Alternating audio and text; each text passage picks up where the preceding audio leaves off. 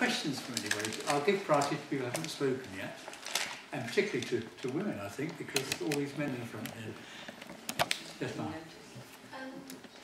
was a company in Scotland that supplied water, and that was successfully boycotted in Scotland. But that's another good example of how it can be done, isn't it? Do you know about it? I haven't heard about that. Do you know what the name of the company is? Eden Springs. Eden Springs. Yeah. Was that a public authority, or was that just a private company? I think it was in Edinburgh. Edinburgh Council was using it for their employees, and the Scottish Palestine Solidarity Campaign successfully managed to stop the council using the water for the same arguments as you put forward. And presumably no legal challenge from Eden Springs. That decision. I don't know what the upshot was. I don't think so. I'll have a look at it. Just to say, it's a big campaign against Eden Springs, and they've succeeded in getting it thrown out of a number of public buildings in Scotland, but also a whole load of universities as well. So there was a university in Edinburgh 2 weeks ago, got rid of all of its Eden Springs water carriers, and here in London, London School of Economics, just before the summer academic year break, they chucked out Eden Springs water bottles from their campus as well, and it's turning into a national movement to persuade offices not to use Eden Springs waters, especially where it's a university or a council building. Okay, thank you.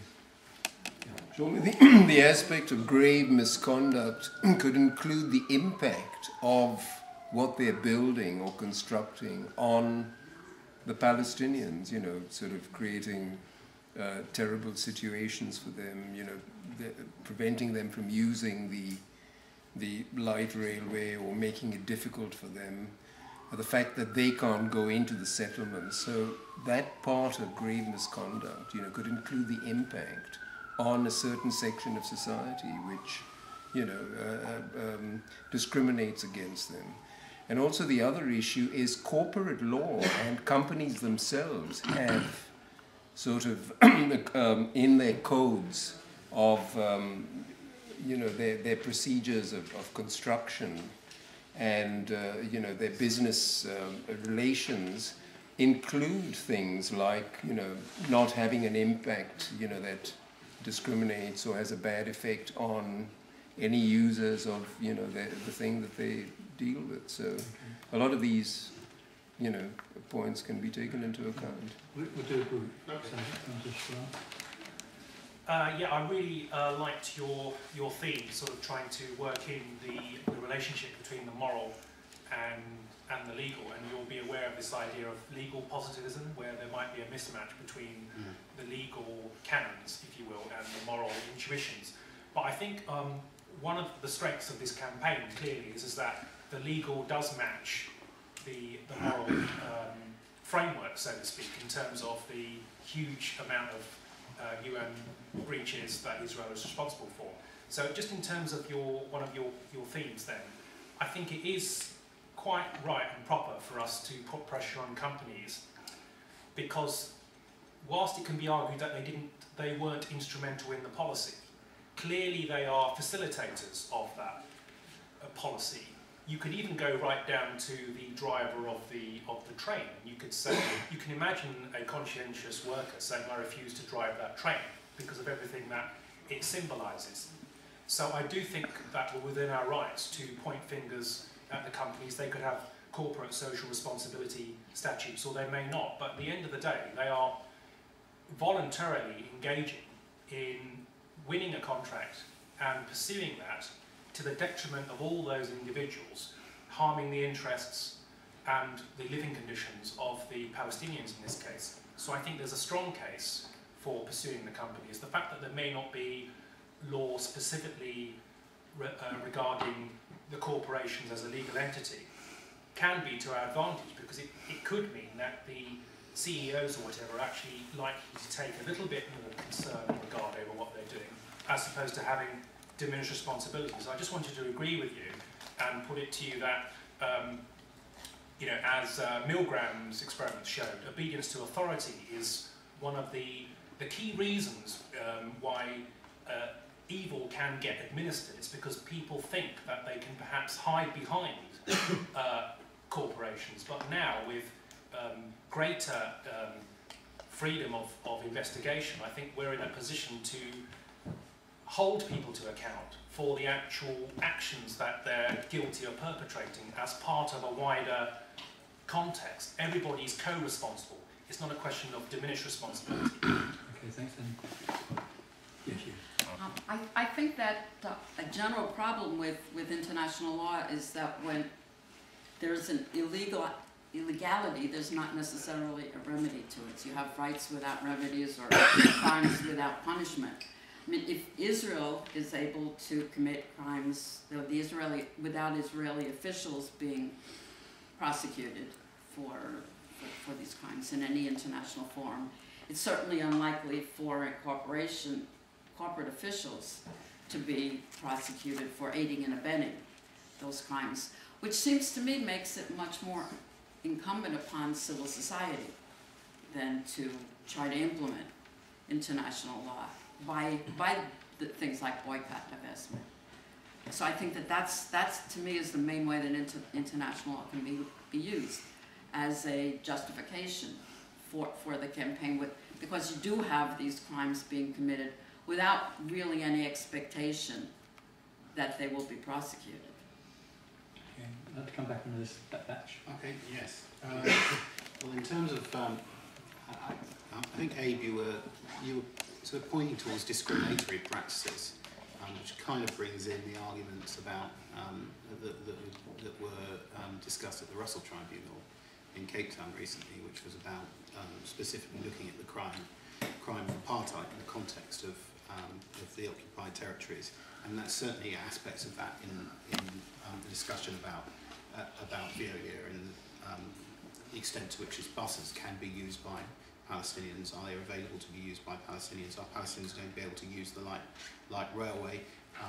Can they work on the light railway? So there's certainly all those issues do come up in relation to Veolia. And as far as corporate social responsibility is concerned, that's again an important issue. And Veolia, I believe, is a signatory to the UN Global Compact. I know that G4S is as well. I've got a couple of the principles of the UN Global Compact, actually, which make quite interesting reading. Principle 1, businesses should support and respect the protection of internationally proclaimed human rights. Principle 2, they must make sure they are not complicit in human rights abuses. Well, I mean, you have to say that any company whose activities give rise to a realistic possibility that they might be complicit in some way legally in grave breaches of the Geneva Conventions, one wonders how that could possibly be compatible with the UN Global Compact. I mean, it mustn't be.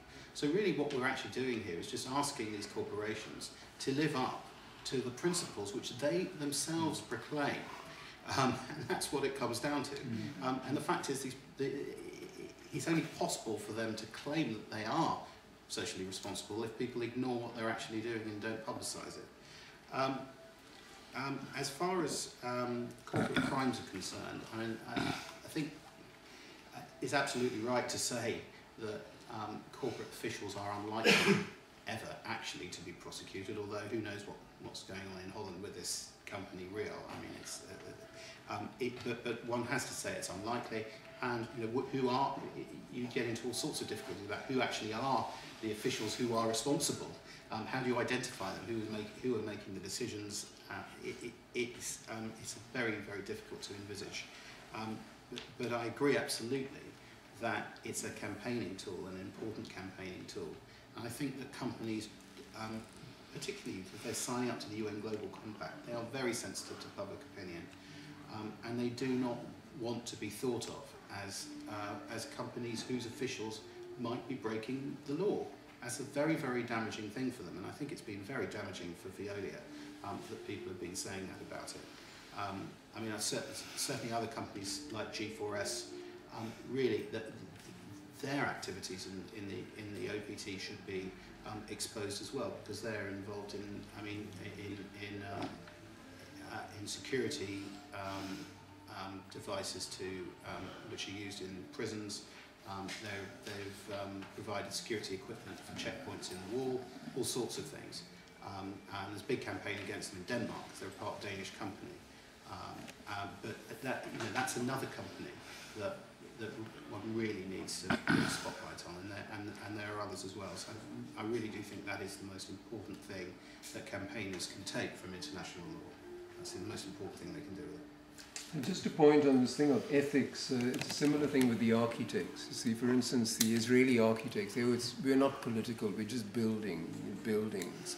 But in fact, the code of ethics of the architects that you cannot discriminate against a section of society. You've got to build for the benefit of all society. So these are the issues in which we can actually tackle people who disclaim any kind of responsibility. We'll move on now to our last speaker, because there'll be plenty of time afterwards for more discussion. Introducing to you Salim Alam. There's a lot of people who know you. The people from the various branches of PSC and other organisations meet together in a group known as Dump Veolia West London. It's people from the 6 London boroughs who are part of the West London Waste Authority, and we've been working together in all 6 boroughs along the same lines, right into the councils, right into the West London Waste Authority and so on. And Salim has been one of the main people organising that and hosting us and so on. So thank you very much, and thanks for coming tonight. Thanks. I don't want to go over what the other speakers have said, but a couple of important things. The campaign against Veolia is a global campaign. So although, of course, I'm going to talk to you about what we're going to do what we can do in our localities, the 6 London boroughs, it's important to remember that what we're doing. It's important to remember that what we're that what we're doing is part of a global campaign and a global movement. And we're doing this not just across London, but we're doing it across the UK, Europe and the rest of the world. The second thing I want to say is there are a lot of campaigns that demand our interest or our time, or people say to us we should get involved in. And myself, just speaking for myself personally, I hate going on suicide missions where someone stands up and says, look, this is the next campaign we've got to do, and actually, in a sense, you know, it's not been thought out, or it's not been well researched, or the tactics aren't, or the tactics and strategy aren't worked out. I think the difference about the Veolia campaign, as well as other key targets, in the BDS campaign, the Veolia campaign is not a suicide mission. It's far from it. It's very well researched. I mean, you've heard speakers Michael and Simon talk about what's actually, in terms of, we know what's happening in terms of what Veolia is doing on the ground. We know the legal analysis. The legal analysis has been done over and over again. The publicity materials, you have, I think, some copies of that already on your chair, the postcards, the posters, the banners. So a lot of the publicity materials and thinking has already been done. And I think what we now need to do, and what we're trying to do across the 6 London boroughs, is to say, how can we apply that in a way which is something that we can tap into in terms of where we actually live. And the key issue we're facing is that across the 6 London boroughs, that's Ealing, Harrow, Brent, Richmond, Hillingdon and Hounslow, those councils have formed something called the West London Waste Authority. And that authority has asked for bids for a contract worth up to £485 million for residual domestic waste. So this is the waste that gets left over after recycling and whatever. And what we have done is to learn from the experiences of activists in other parts of the country and other parts of the world. And we formed a steering group of people from each of the London boroughs. And we've tried to work out how we go about this. So the first thing that we've done is a letter